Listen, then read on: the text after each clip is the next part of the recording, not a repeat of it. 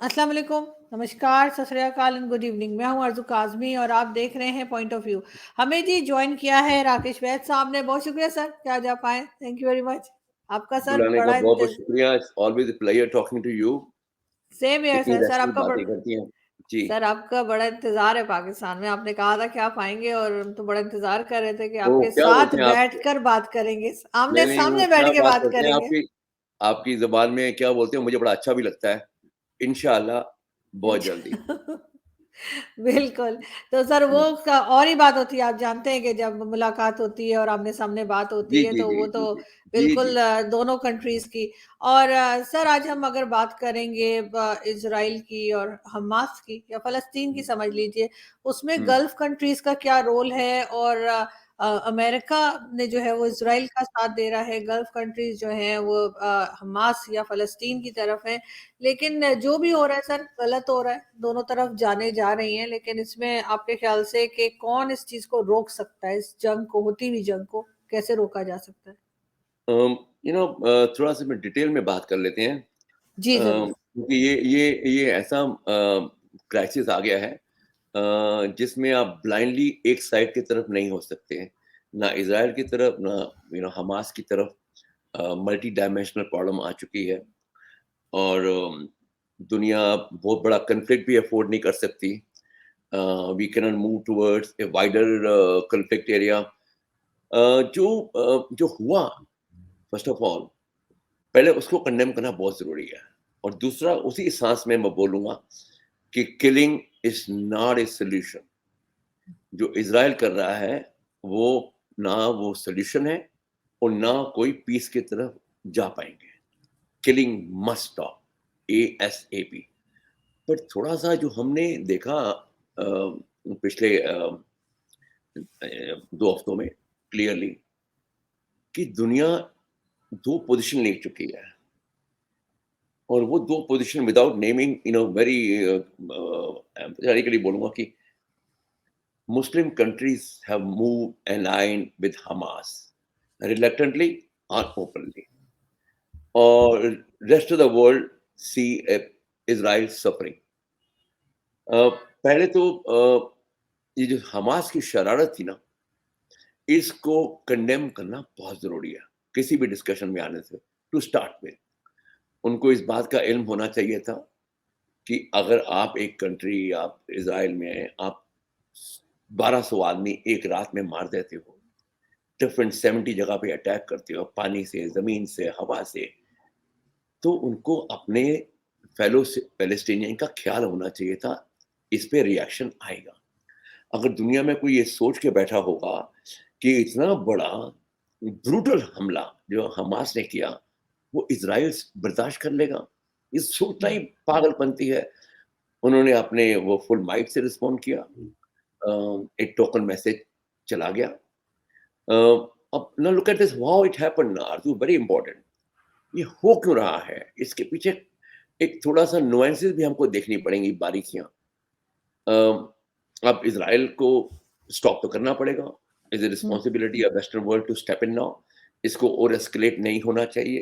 अ, हर Palestinian Hamas नहीं है, हर Palestinian कोई उग्रवादी नहीं है, कोई टेररिस्ट नहीं है, कोई फाइटर नहीं है। Overwhelming majority of Palestinians want to live in piece.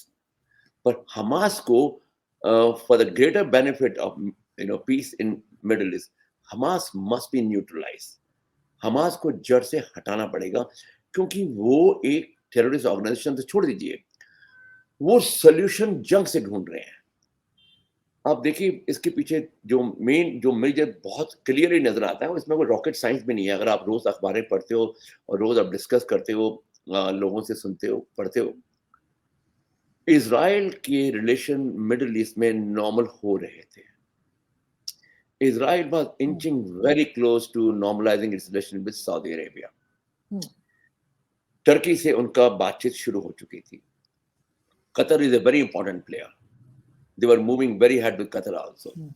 UAE ने नॉर्मलाइज़ कर लिए थे। हुँ। पिछले 10 साल से तकरीबन ये प्रोसेस चल रहा था, वेरी ग्रेजुअल। अब हो सकता है कि जो हमास के जो एलिमेंट्स हैं, इनको लगा होगा, भई अगर इनकी सुलह हो गई अरब्स के साथ, तो दुनिया कुछ और बदल जाएगी उनके लिए। Hmm, they wanted to derail, they wanted to spoil this game in the Middle East, क्योंकि शायद वो लड़ाके हैं, वो उनको उनको उनको पीस चाहिए ही नहीं, उनको अमन चाहिए नहीं। मैं क्लियरली बोल रहा हूँ कि जो इज़राइल इस समय कर रहा है उनको फुल स्टॉप करना पड़ेगा immediately. But the onus lies on rest of the Islamic countries in Middle East to put pressure on Hamas, release the hostages immediately, disarm Hamas, bring Israel on the table। क्योंकि फैसला तो हर जंग का table पे ही होना ना, जितने मर्जी मार लो काट लो।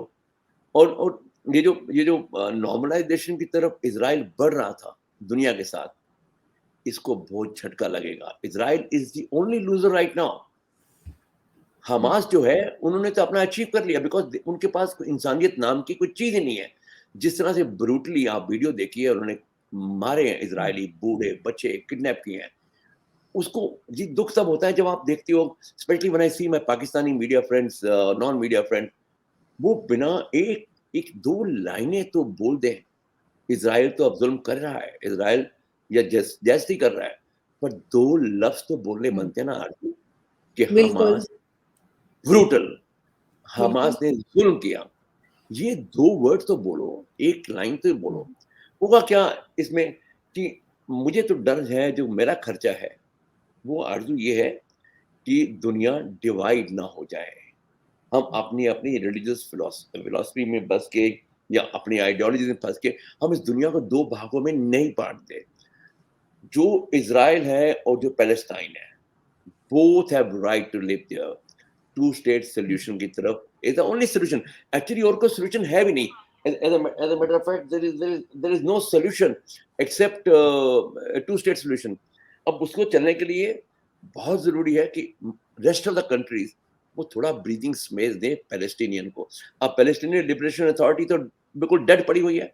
अब्बास हुँ, साहब वेस्ट बैंक में रहते नहीं है, हमास की लीडरशिप बाहर है।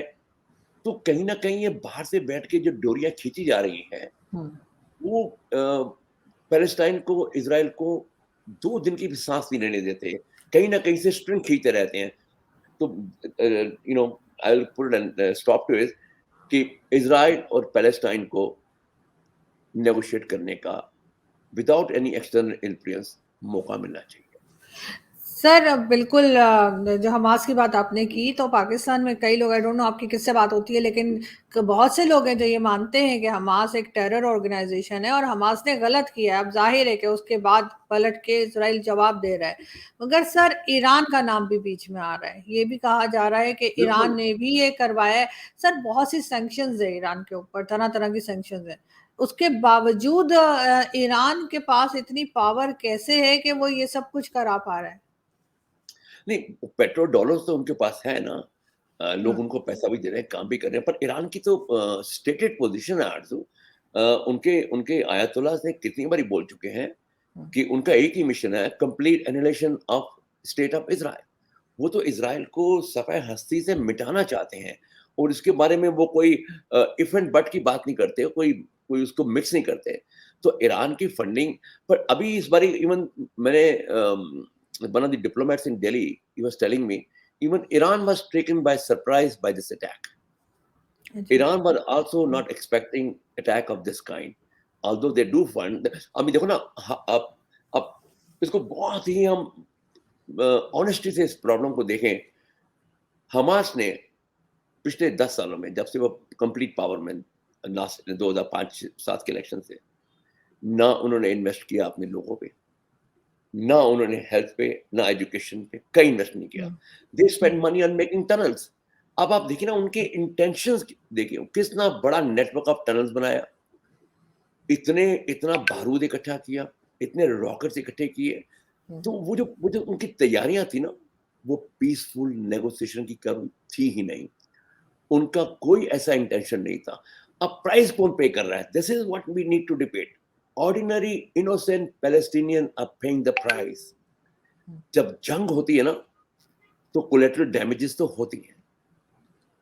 हमास ने जंग छेड़ दी है। अब ये बात भी है, आज वो ज़माना पुराना दौर तो रहा नहीं कि जंगें होती हैं और ज़ालिमों की तरह जंग करते हो। नो, अब इस पे भी बात होनी चाहिए कि इज़राइल को भी इमीडिएटली टेबल पे आना चाहिए। अमेरिकन्स का, यूरोपियंस का भी अब ड्यूटी बनती है कि इसको थोड़ा-सा कंटेन करें, एब्सोल्यूटली। और if there is a target that Israel sees where Hamas is there, they I mean I would say they must hit the target of Hamas, but not civilians.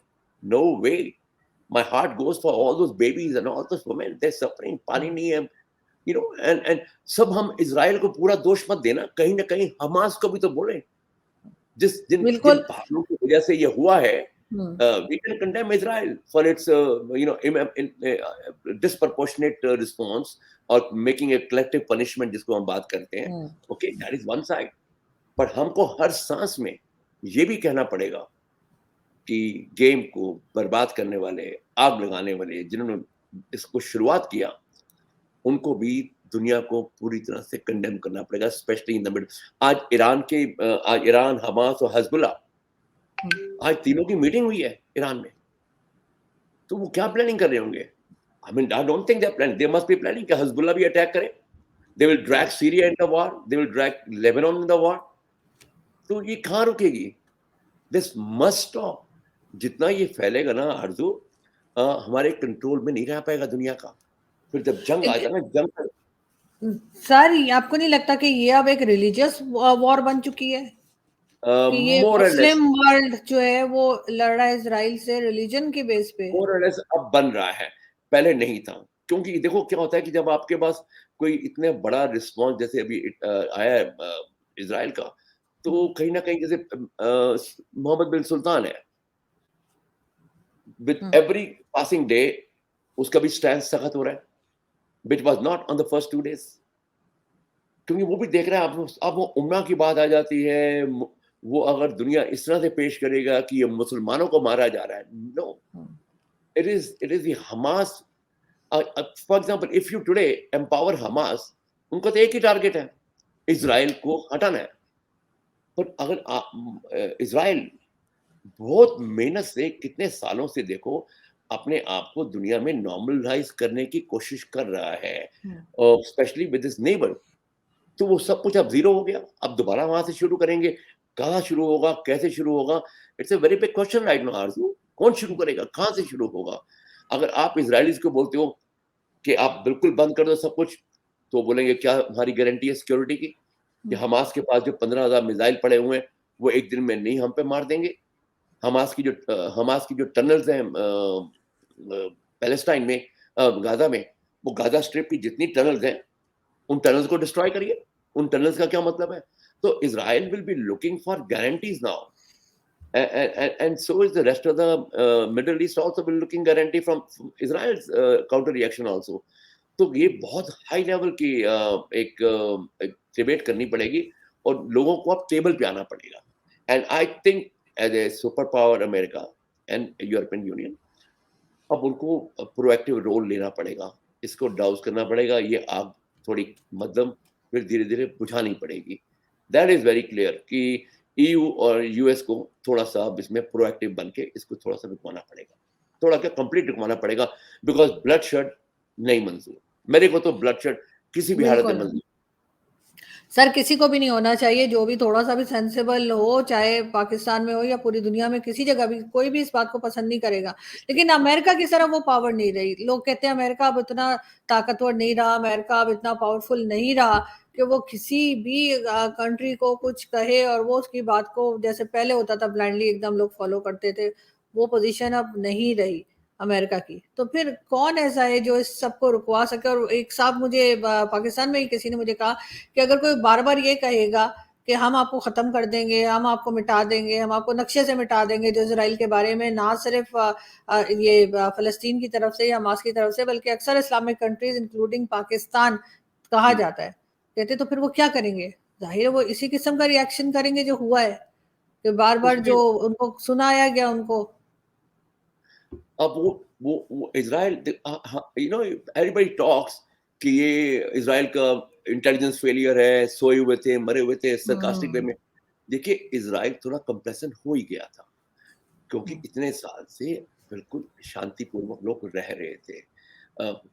Tense of thousands of Palestinian were coming into Israel to work, they earning money, economy चल रही थी, सब कुछ चल रहा था। पर जो इज़राइल की, जैसे I said earlier, normalization Muslim world जो उनके आस-पास का है मिडल ईस्ट में, जब इज़राइल के रिलेशन बेहतर हो रहे थे, वो हमास को मंज़ूर नहीं था। बिकॉज़ उनका मकसद इज़ कंप्लीट सफाया ऑफ इज़राइल, और उनके लिए इससे अच्छा टाइम नहीं था, क्योंकि रशिया और यूक्रेन वहाँ बिज़ी हैं, एक कॉन्फ्लिक्ट मेजर चल रहा है। They thought it's a right time right now, क्योंकि अभी कुछ दिनों में it was matter of days before Saudi Arabia would have signed Abraham accord के बाद, इसी बदल चुकी थी।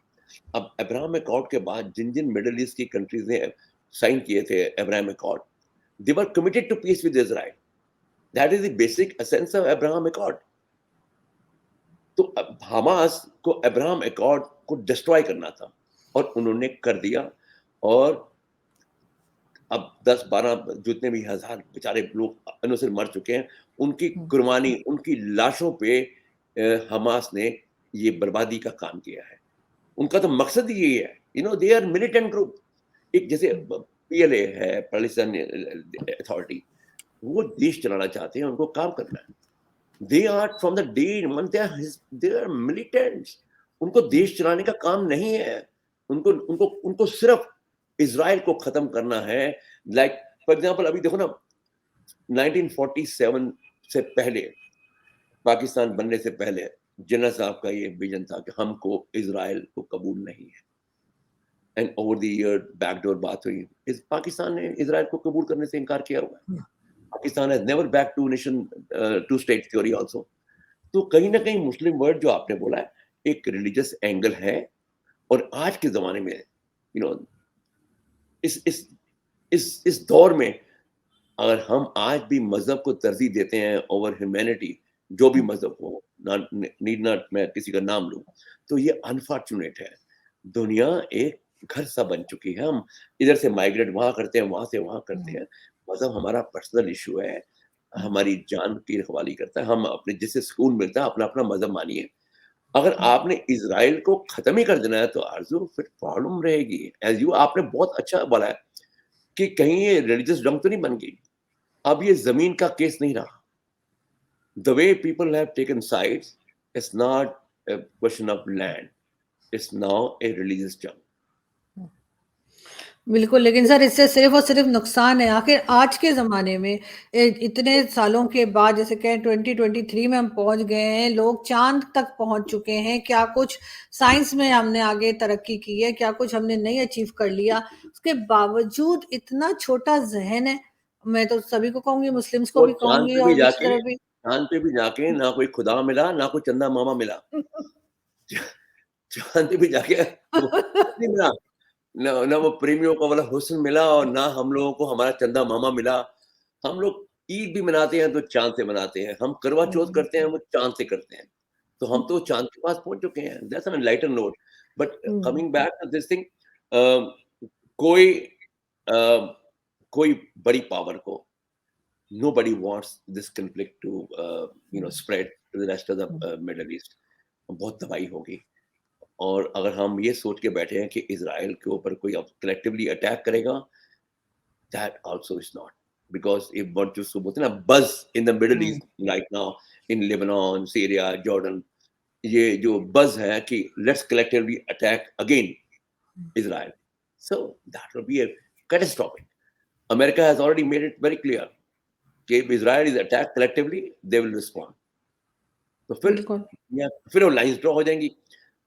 तो जो आपका खर्चा है और मेरा खर्चा सेम है, कि दुनिया बीच में से डिवाइड नहीं होनी चाहिए। ये डिवाइड खत्म करना पड़ेगा। आप देखिए वेस्टर्न कैपिटल्स में जिस तरह से लोग हमास और पैलेस्टाइन के लिए आ रहे हैं सड़कों पे, they all the Muslim migrants are sending a wrong signal to their host countries, कि आप देखिए ना, आप अंडर करंट देखिए, specially in Germany, in Belgium, in France. हुँ, जब इतनी बड़ी संख्या में, इतने बड़े नंबर्स में मुस्लिम्स आके सड़क पे हमास का वो स्कार्फ बांधते हैं और हमास के नारे लगाते हैं, पैलेस्टाइन के बच्चों की बात नहीं करते, वो बात हुँ, करते हैं हमास की, डाउन विद इज़राइल। तो हुँ, वो एक स्टेज सेट कर रहे हैं। आने वाले उन लोगों के लिए सी राइट विंग तो हर कंट्री में है, हुँ, और आज के राइट विंग तो पावरफुल हर कंट्री में बनता जा रहा है। जब आप माइग्रेट करते हो एक किसी दुनिया कंट्री में जाके, then you have to be really honest about the very exactly, fact कि आप बिल्कुल। सच बोलें। और सच हुँ, ये है कि हर क्रिटिसिज्म, जब भी ये बात खत्म होगी टेबल पे, Israel will be looking for guarantee against Hamas. Hmm, Israel मेरी बात से मुझे नहीं लगता सब लोग एग्री करेंगे, बहुत लोग डिसएग्री करेंगे। But to stop Israelis from their onslaught now, they will need guarantee. And the guarantee has to come from not only big powers, guarantee has to come from the Middle Eastern countries that every militant outfit has to be absolutely disbanded. उनको eliminate करना पड़ेगा, क्योंकि टेररिस्टिज्म जितना भी है, जितनी भी ऐसी हरकतें हैं, ये किसी भी मैनिफेस्टेशन में आज के हुँ। ज़माने में मंज़ूर नहीं है। तो ये सर पूरी जी, जी, नहीं, जी। नहीं, आप ठीक कह रहे हैं सर, लेकिन सर इस किस्म की मैडनेस जो है उसकी गारंटी कोई भी नहीं दे सकता। अमेरिका भी और अगर कह करनी दे और पड़ेगी। कल को फिर ही उठकर कोई ऐसी-वैसी हरकत करे हमास, तो डिसमेंटल करना पड़ेगा। अमेरिका कैसे करेगा? उनका सारा नेटवर्क डिसमेंट करना पड़ेगा। Hmm, FTA is there, sorry, FATF is there, financial action task force का हुँ, मैकेनिज्म इन प्लेस है। उनकी हुँ, फंडिंग बंद करनी पड़ेगी। उनकी हुँ, हमास की हर चीज़ बंद करनी पड़ेगी। देखिए कब तक लड़ते रहेंगे ना। हुँ, आज आज चलो बिल्कुल। पीस हो गई दोबारा। हमास तो हुँ, इतने सालों से अपना बारूद इकट्ठा कर ही रहा था ना। हुँ, पर मुझे ट्रू। और जो मैंने आपसे शुरू में बोला था, I want to hear voices from the Muslim world, हुँ, बिल्कुल विदाउट एनी एम्बिग्यूटी। वो बोले, हुँ, यार हमास ने क्या कर दिया? इतना बड़ा हुँ, ज़ुल्म कर दिया। और ये नई चीज़ नहीं है। एक जंग जब एक आदमी शुरू करता है, जंग शुरू करनी बड़ी आसान होती है। हुँ, जंग खत्म करना बहुत मुश्किल है। बिल्कुल जंग है का सर। ऐलान हमास ने किया है। जंग का ऐलान इज़राइल ने नहीं किया। जंग का ऐलान करना भी बड़ा आसान था। उठे, हुँ, एक ही रात में 8-10 घंटों में तबाही मचा कर आ गए। हुँ, जंग छेड़ दी। इज़राइल अब बिल्कुल। वॉर, तो वॉर शुरू करनी बड़ी आसान। तभी इसलिए बोलते हैं कि साहिर साहब कहते थे ना कि जंग खुद एक मसला है। हुँ, जंग बिल्कुल। मसलों का हल है नहीं, जंग तो खुद ही हुँ, मसला है। तो जंग छेड़ने वालों को भी ज़रा हुँ, टेढ़े सख्ती से निपटना पड़ेगा इन हुँ, लोगों के साथ। आप उनके साथ सिम्पैथीज़ कोई नहीं कर सकता। दुनिया में कोई भी आदमी हुँ, हमास के लिए किया है। नहीं। मैं हुँ, बिल्कुल विदाउट एनी मिंसिंग वर्ड बोलता हूँ, Hamas needs to be punished collectively, only Hamas. और बिल्कुल। पैलेस्टाइन के बच्चे, औरतें, सब लोग निर्दोष, हुँ, इनोसेंट जिनको, उनको प्रोटेक्शन मिलनी चाहिए। Israel must stop immediate bombing. They can hmm, do the hmm, जो भी करना चाहते हैं कुछ करें। बॉम्बिंग और किलिंग मस्ट स्टॉप नाउ। बिल्कुल एनफ है। ऐसा ही होना तो हफ्ते की चाहिए। बर्बादी बहुत है। Killing must stop hmm, at any cost. They can bargain, there are so many diplomatic ways, there are so many other hmm, ways to bargain. पर ये जो बॉम्बिंग है, ये फौरन स्टॉप होनी चाहिए। This is my personal opinion and I have full conviction कि दुनिया की अब फर्ज बनता है कि enough, enough, enough is enough. Bombing and killing must stop now. बिल्कुल ऐसा ही होना चाहिए सर, दोनों तरफ किसी तरफ भी जाने नहीं जानी चाहिए और इसके ऊपर यकीनन कोई ना कोई एक्शन लेना चाहिए, बड़ी कंट्रीज़ को specially. Absolutely, thank you absolutely. So much आज सर। अपन, हाँ, थैंक यू आपसे सो इससे मच सर, ज़्यादा, आज आपने बहुत शुक्रिया थैंक सर, यू। आज आपने जॉइन किया। थैंक यू, चलो, thank you. Take care. Thank you, you too sir. जल्दी फिर थैंक यू। मुलाकात करेंगे। थैंक यू, श्योर, इंशाल्लाह, sure. Thank you, sure. Thank you.